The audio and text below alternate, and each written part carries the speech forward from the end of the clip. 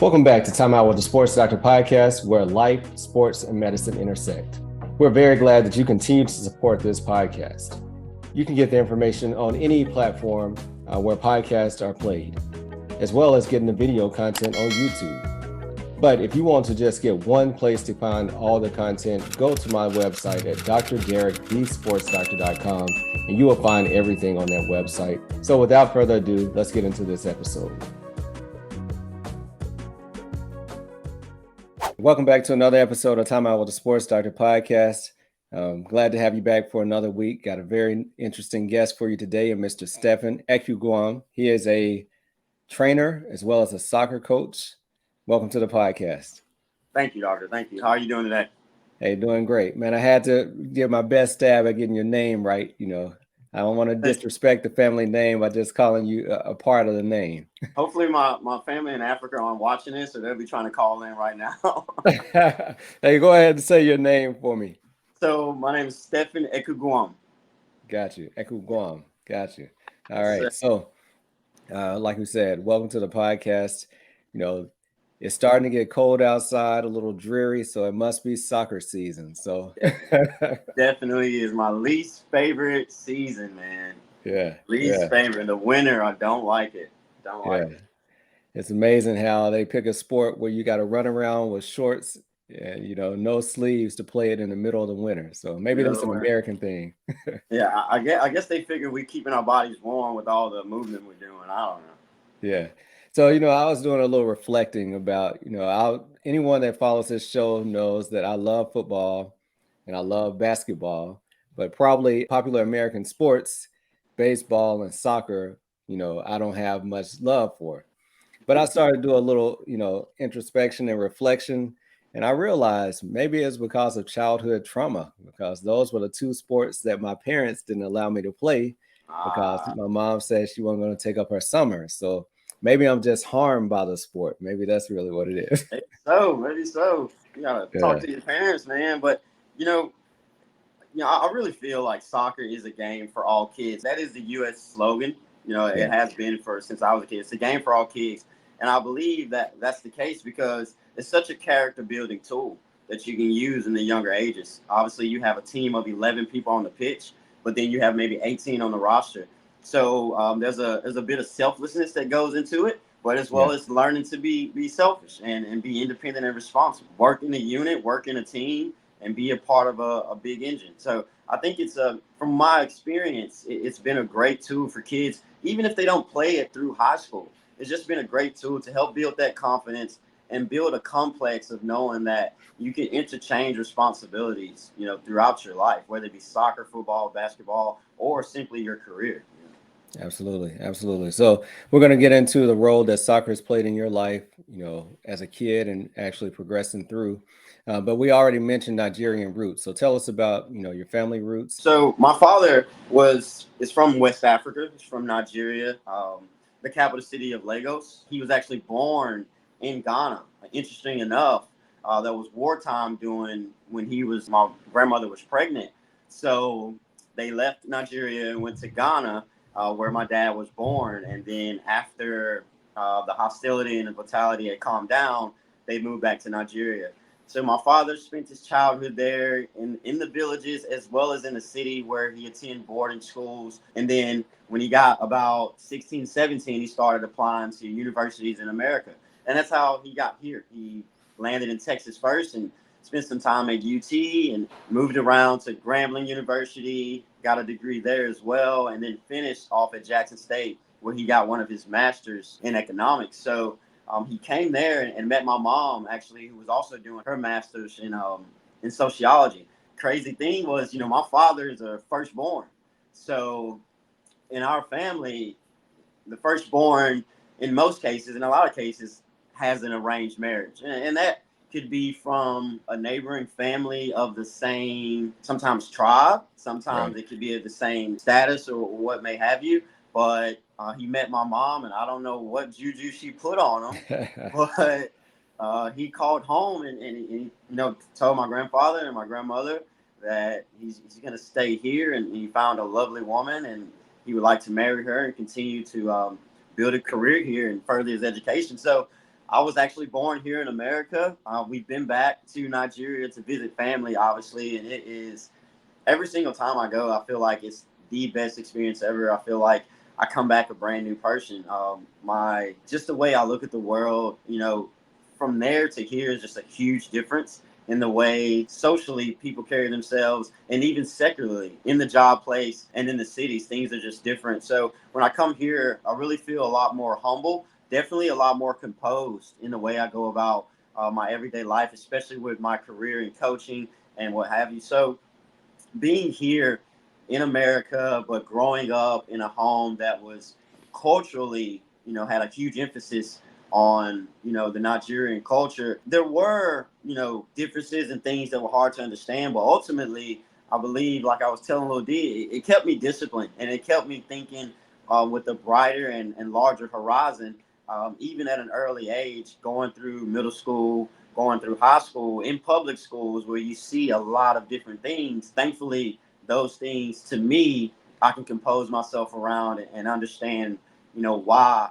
certain things were happening where I grew up. My father played soccer back in Nigeria. He played with the national circuit. When he came to America, he ended up playing as well at UT and at Grambling. So when I was born, as soon as I got 4 years old, he took me out to the soccer fields. And, I don't know if this man is a genius or not, but he took me out there one time. And my dad has only given me one soccer session ever. But I pulled from that soccer session for the rest of my life. There's still ways that I strike the ball now that I teach my players to strike the ball, that I envision himself putting his foot against the ball when I was 5 years old and showing me that. So usually players start playing soccer about 5. The lowest age group right now typically is about U6, and the U stands Right. for under. Yeah. So 4 or 5 years old, depending on where your birthday falls, you can get into that team, and that's where I was. I really, really, I mean, for me, honestly, I think being the middle child, I was always looking for like, what do I grab onto? What is mine? So when soccer came along, it was mine. I put my all into it, and growing up as a kid, to be fair with you, I was always very athletic. I was extremely athletic. But as I moved forward, I started to see that where I may be more athletic than some of my opponents, the skill set is something that I was lacking. The fundamentals, that was very important as I was growing up. So I started to put a lot of emphasis on my fundamentals. I never once got a personal training session, and I do a lot of them now, and they are Yeah. quite important. But That's in unheard my of day, now, though. yeah, in my day, it just wasn't available. It Right. just wasn't available. So you had to get in the backyard against a brick wall and get your touches going. So I did that throughout my childhood. At age 11, I made my first travel team, and it was, I was over the moon. I was buzzing. So Yeah. did that and learned how to communicate with players that are different from me, because through travel teams, you can get on all-star teams where you're playing with kids from other states. So you're having to learn how to communicate different messages to kids who aren't necessarily from your neighborhood, to Right. kids who are necessarily from your economic background. Yeah. So you're learning all these things and learning all these characters, and not to mention, obviously soccer is an international sport. So you're learning all these different people that come from around the world. So for me, that was such a big moment in my life, 15, 16, to say that, okay, I really want to do something with this sport. I Yeah. really want to do something. So as I started to research, Let me cut you off there. Let me cut you off there yeah, because you mentioned that you played with your dad one time. He took one you and gave you one formal lesson. Why do you feel like that was so influential on you? Was it because that you already knew, he was a great soccer player, or was it? What do you think from that lesson just kind of made a permanent imprint on you? if I'm completely honest with you, I think anybody could have given me that lesson and I'd have reciprocated it just as I had. But the fact that it was my father, and to Yeah. get a bit more personal, an African father, Nigerian father, so the Hmm. instruction that he was giving me, I wouldn't say it was boisterous or aggressive, but he got his point across. You know what I Right. mean? Yeah. So, for me, growing up, and after that lesson, I just flourished. I only went up. So I believe he knew I had something in me. And, for him to take out of his day, my dad was very busy. We was a family of 7. Although he and my mom had very good careers, but they had to work. So Yeah. for him to take that time away to spend with me, and meaning that he believed that I could do something with that. So for me, it was almost like paying him back for the rest of my life. Every time I stepped on the field, my dad's also a pastor, so sometimes on Sundays he wouldn't be able to attend my games. So when he Right. wasn't there, every time I stepped on the field, I felt, well, let me represent him. Let me pay him back, for what he instilled in me, and let me play to the best of my ability to hopefully one day, you know, be where he was when he stopped playing soccer. So Sure. I think the personality for me is what kept me grounded on it. Yeah. So you were talking about when you were in a teenager and the high school years. So pick up there.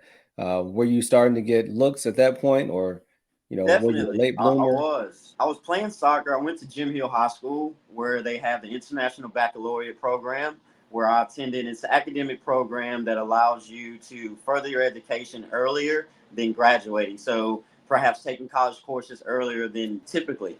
So in that area, you don't have a lot of soccer players. A lot of the schools where I'm from, the soccer team is basically meant to keep the football team prepare in off season. So Mm. I had a lot of football players and players that didn't know soccer very well. So in that league, I was flourishing. I mean, I was top player of the week every single week, even as a freshman all the way up to a senior.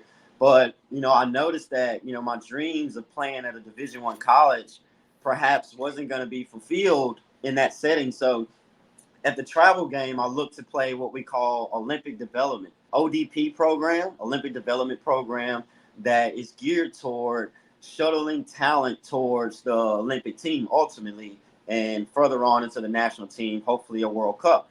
So when I got into that system, I was lucky enough to make the regional team, which encompasses 16 states of the southeastern region. And then I was lucky enough to get on the national pool and get called up for a camp. In that camp, I believe was my best opportunity to spread my name, because when I got back from that camp and I would go to showcases and college coaches would see that on my resume, I would get letters within a day. Wow. So I think, for me, the ODP program really, really helped me. Whereas not as influential now, but there are other leagues just like the ODP program that really help push my talent out there and got me exposed to some of these higher level coaches. And name some of the players that you were playing with in the ODP circuit. Oh man, I played with Joshua Altidore, Jeremy Hall, Freddie Adu. Freddie Adu was the youngest player in history for the MLS. Also, the youngest Yeah. player to score a goal in history for the MLS. He was playing with us. We were 17. He was 14, and he was much better than all of us, and much bigger than all of Yeah. us. So, Yeah. I really, at that age, it really kind of showed me, man, I'm here. I can function at this level. The world is open for me. You know? Yeah. Yeah. So went on to be able to play you know, collegiate Correct. I soccer. So tell us about that. So I played in a showcase in at the Disney complex, the Yeah. world famous complex, Yeah. Wide and world of sports. yeah, Wild World Sports. There was a coach from University of Central Arkansas, and I'm playing in the game, and we're playing a team from LA, and there's a coach sitting in the middle of the two benches with a purple hat on, and I'm like, usually coaches don't sit there; they kind of sit where you don't know. He's just sitting there taking notes. So good game, very very competitive game. After the game, it was quite late at night, about 9:30. We're all kind of shaking hands, about to get ready to go get showers and things like that, and my coach approaches me and another one of my teammates actually, and he says, "Hey, University of Central Arkansas coach Chad Flanders would love for you guys to come up for a visit." So that was great. 2 weeks later, I was in Conway, Arkansas for a visit, and I loved it. The facilities, the people there, the conference they were playing in. But for me, more importantly, what they expected of me was what really brought me in. They expected me to play at a high level, be disciplined, be independent, and be responsible for myself. And that's what I was looking for out of a program. So going there was a huge stepping stone for me. Yeah. Yeah. So you played all 4 years during college, or I played how did all that three end? there. I played 3 years at Central Arkansas, and then I went to Mississippi College. Funny thing enough, my childhood coach, who was actually the coach at Mississippi College, was in the process of bringing a lot of the players they had previously coached back to Mississippi College. and he gave me a call. I was up there in Central Arkansas. I actually just recently gotten off an injury, and he was like, "Hey, I know you just had this injury.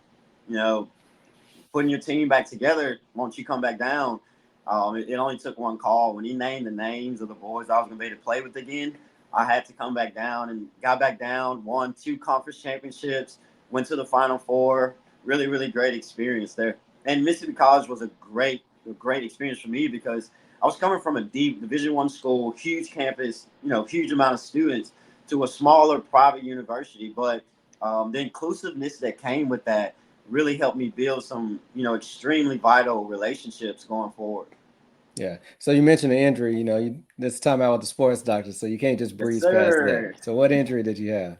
So I actually had an MCL sprain, is what they Mhm. diagnosed me with. And what happened was there was a free kick. We were practicing free kicks. This happened at practice, and we were practicing where I was on the attacking team, and I would line up with the defensive wall. And once the ball is played, I would pin out around the wall. The ball will be chipped over the wall to me to where I have a free open shot. So the ball was chipped, but it was chipped a bit far. As a freshman, you're coming in. I'm like, I'm getting that ball no matter what. So the keeper was actually coming out at the same time, the goalie, and I jumped for the ball. My eyes were on the ball. His eyes were on the ball, but we hit each other. He thought he was catching the ball, but he caught my ankle. So he was trying to grab the ball and bring it Mm, away. He grabbed my ankle and twisted my ankle outward to it. yeah. So it caused my MCL to, kind of push in and invert. So it sprained it. It was the first injury I'd ever had in my entire life, believe it or not. It set me down for about a month because coming back in, they really wanted me to be extremely up to par before coming back into the lineup. So for me, that was a hard time. It really was. It was a lot of calls back home for encouraging words, but I got through that. And after that, I really never suffered another injury that I could recall of any volume. Yeah. So you mentioned injuries in soccer. Definitely with female athletes, we see a lot of knee injuries, Right. ACL tears, meniscal tears. Not as prominent with male athletes. However, injuries in soccer are a big deal. So, Yeah. what do you do now as a coach to try to prevent injuries in your players? And what kind of training or special things do you do? You mentioned your training background as well, kind of injury prevention wise. Well, fitness is the priority. Like I was saying, fitness and rest are very, Yeah. very important. A lot of these injuries we're seeing is literally off the stress on the ligament or on the muscle. So obviously, we want to push our players to reach their optimal, but the recovery side is extremely important to me. I make my players do a cool down, cool your body down, cool your muscles down. Let your ligaments and your tendons become untensioned. Before you're getting in the car and driving and going to your next destination.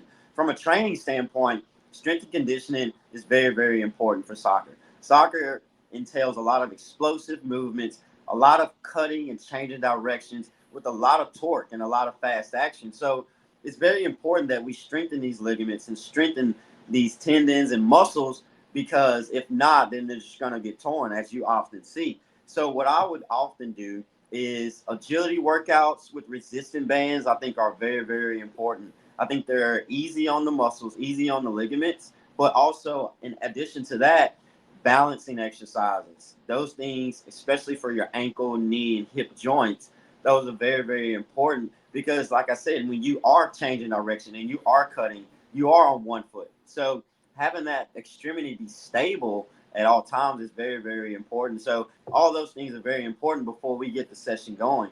And then post session, we can tell you they even do an even longer cool down to make sure that their bodies are recovering properly. Recovery is a huge step in this. It's a big step. Getting home, icing properly, massaging properly, and letting your feet sit up and letting these active acid come out of your body is very, very important for your recovery for the next training session. Like oftentimes in a college game, that session could be in 5 hours, and you have Yeah. to get the recovery that's needed.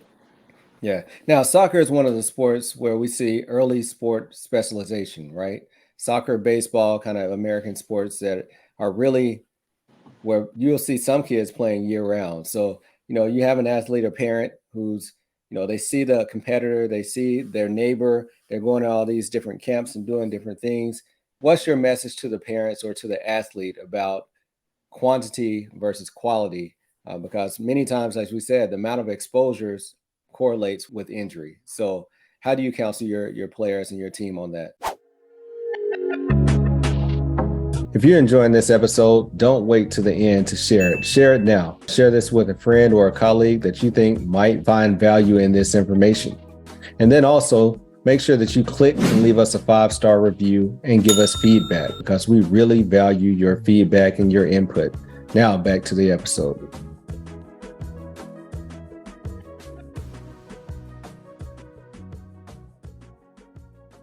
In my case, I coach a lot of older players, and I assume that's kind of what you're referring to, because these players want to play at higher levels into college and into academy programs. So for my players, I explain to them, this game is growing a lot. And the good and great and bad thing about soccer is that it's an international sport. So you're not competing with what you see around you. You're competing with perhaps a player that lives in Moscow Right. who is maybe 3 years younger than you. So for my players, I think it's very, very important that they focus in on what they want. I would tell parents to decide with your son or with your daughter what it is that you want to get out of soccer. Is the professional game your goal? That's not for everyone. Is college soccer your goal? That's not for everyone. Is simply high school your goal? That's not for everyone. If the professional game is your goal, then if your child is showing that he wants or she wants to put that effort in, I am a full advocate for allowing them to have as much exposure as possible at the correct time. A lot of parents these days, and a lot of these clubs and leagues and academies, are pushing players to expose themselves at such an early age because it is lucrative for those academies and for those companies.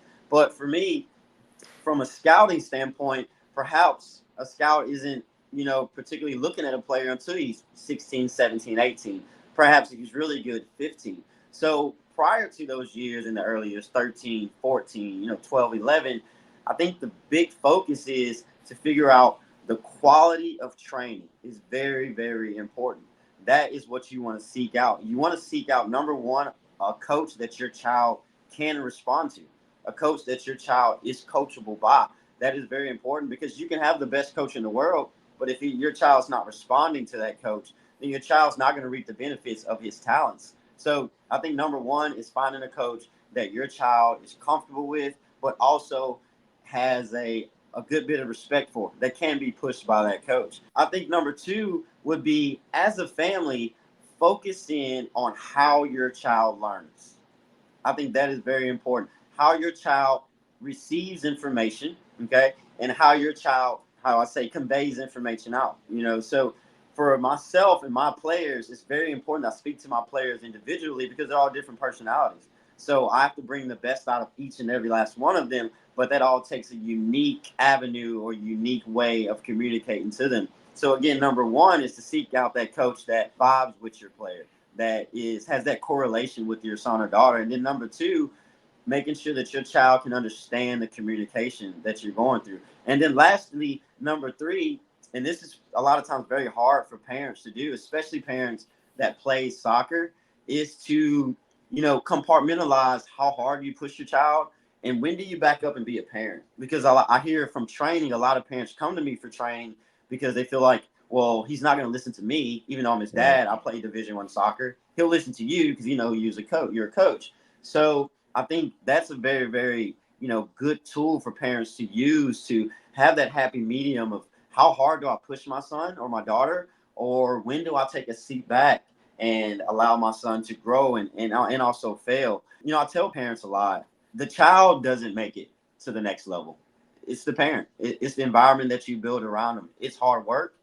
It's tough. It's strenuous. But if you build an environment around your child where he is constantly or she is constantly involved and surrounded by a high level of play and a high level of mentality, then your child has no choice but to assimilate. So I think those three are very, very important things. Yeah, no, I like that. And like you mentioned, the message of does the child, how much do they want to be the athlete, or is it the parent that wants them to be the athlete? Because many times you'll see, like you said, 4 years old, and by the time they're 16 or 17, when they're really getting into the thick of things, they're completely burned out on the sport. You invested all this time and energy and money, and then the child's like, I'm good. Yeah, They might tapped even out. have the ability to play at the next level, and they've already just worn themselves out. So I think those are all great tips for parents and athletes to take. I'm in an area now where it's on a rise that these younger teams are traveling all over our country, sometimes all over the world. Yeah, And I mean, they're training 4 and 5 times a week. They're away, they're out of state every single weekend. And it all sounds great. It sounds wonderful. You're like, oh, they're definitely going to make it. But right, we have to remember that they are youth, they are right, children. Their emotions aren't the same as ours. They're not as sound as ours may be. So it's very likely that a child, I see it all the time, a child can be burnt out by 11th, 12th grade. I know my senior class, the team I was on, out of the 18 of us, 16 of us had D1 offers. Two of us took them. And the uh, conversation around that was, man, I'm tired. I yeah, want to go enjoy college. I don't want to train every day. And that just hmm, goes from us playing travel soccer since we were 6 years old. yeah, So, I try to tell parents, it doesn't really get live or die until they are 13, 14. And it's only if they've shown you the prerequisite that they are completely bought into this game. right. No, I like that for sure. If not, they just continue on the rec team or play a little high school soccer and Yeah. then hang it up. Everybody's happy. Yeah, we're all Yeah, happy. yeah. So tell us about the hardware in the back. Is that something that you won on your own, or is that your team, or what's that? Oh yeah. So this is one of my teams back here. This is my '08 team. We go by birth year. So these boys were Okay. born in '08. These are some of the bigger cups that I've won. The Coastal Academy Cup is down in Florida in Foley, Alabama.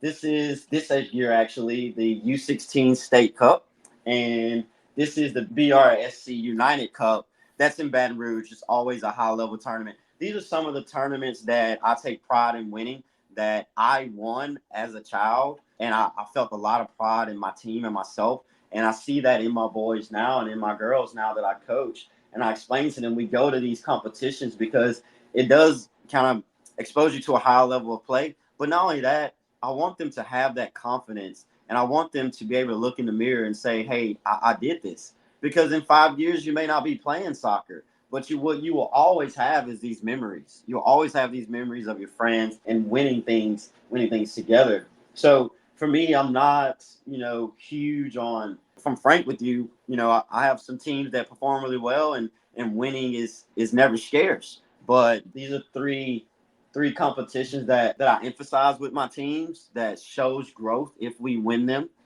throughout the years. So I'm always try to kind of show those. This is a plaque from the first team I ever coached.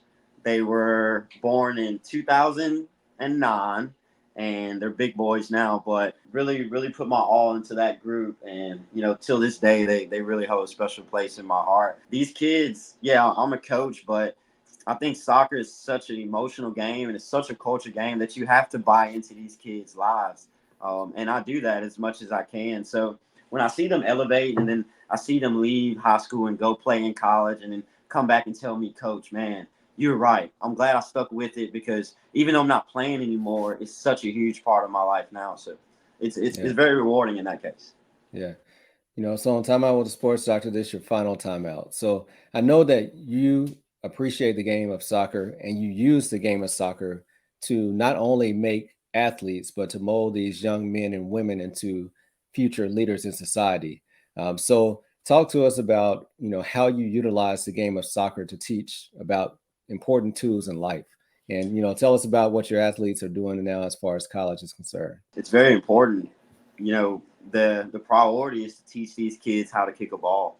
But, from an individual standpoint, my priority, because I know it's a very small percent that will be able to make a living out of this. My priority is to, push them in an area to use the game to better their lives. Whether it's overcoming not being able to start a position, how does that pertain to your life and how you can perhaps walk into a corporate office and overcome a sales meeting that you may have? I know in my case, working in orthopedic technologies, with Arthrex, one of the biggest orthopedic companies in the world, I often have to up my game and overcome, different scenarios so that I can be successful in the OR with the surgeon so that this patient, who is the priority, can be back on the field as quickly as possible. So it's things like team building, being able to work within a team, not just on a soccer field. That's why I take my boys, like in a couple weeks, we're going to go Christmas shopping. I'm going to send them out Christmas shop for the little kids who don't have much,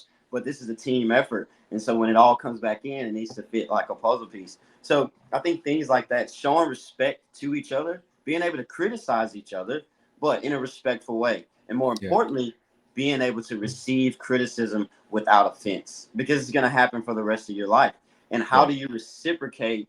What's the turnover from that criticism? How do you go home and self assess so that you can be more productive the next time out? Having self awareness, knowing your weaknesses on the soccer field, knowing your strengths on the soccer field is the same in the secular world, in the professional world. When you get a job and you're starting on that job, you got that job because you had some strengths. But I'm Right. sure once you started, you saw, well, I'm lacking in these areas. Okay. So take that criticism and kind of overcome and kind of improve on those areas. And if you had done that at an early age, if you've been in situations where you weren't where you wanted to be and you had to go and put the work in so that you can get to where you would like to be, it just makes that venture a lot more easier when you get older.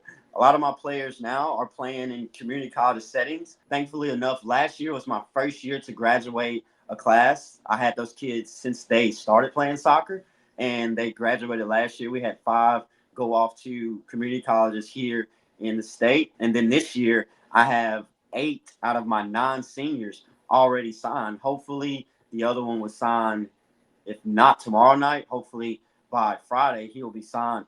It's just a huge success for me because I was in their shoes out there struggling, emailing coaches, trying to find my way. So to Right. see them now in college settings and just to see that winning face that, man, I overcame and now I'm here is such rewarding for a coach. I think it'd be rewarding for anyone, for me and my profession, you know, being with sports and working in the sports area with Arthrex, I'm often, talking to patients before they go to surgery, and they're a little concerned about, what's going to happen after this surgery. Am I going to be able to play again and things like that? And that just goes back to talking about the discipline and how that you recover. How do you maintain discipline throughout therapy? I think the biggest word that you can use when it comes to sports, well, the two biggest will be self awareness and discipline. Self awareness and discipline. If you have those two, then I truly believe that you can almost do anything. Don't get me wrong.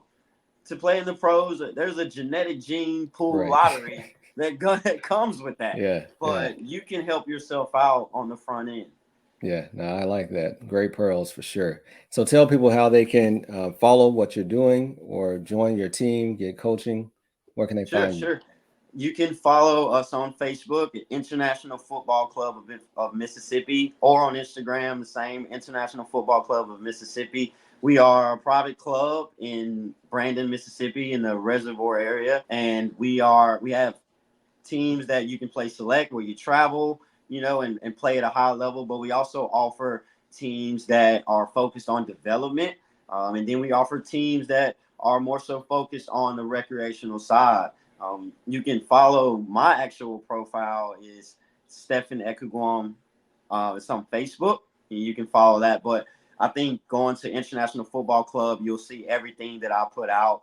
You are welcome to come and try out for any of the teams. I really, really encourage you to reach out to me if you're interested in playing soccer. Does not matter the age. I don't care if you're 18. If you love the game and you think you like it, you reach out to me and we'll find a way to get you on a team so that you can enjoy this game. The biggest thing for me and my club is, no child left behind. I think soccer is such a big sport. You have children who want to play from all economic backgrounds, and we want to make sure that we are making this available for everyone because soccer Right. is such a beautiful sport, such a beautiful sport. It is the world sport. Maybe it is the real football after all, huh? It is. It is. All right, man. I appreciate your time. Thank you for coming on and Thank you. keep doing the work that you're doing. Thank you, Doctor. Thanks for having me on. Really appreciate it. Absolutely. Yes, sir. Have a good one. All right. Thank you for continuing to support this podcast. If you enjoyed this episode, then please leave a 5-star review. And if you haven't done so, subscribe so you continue to get the updated episodes. Until later, peace. Hey, time out with the sports doctor. Keep our head right in the game. We ain't never stopping. You are now tuned in. Trust you don't want to miss. This is where life, sports, and medicine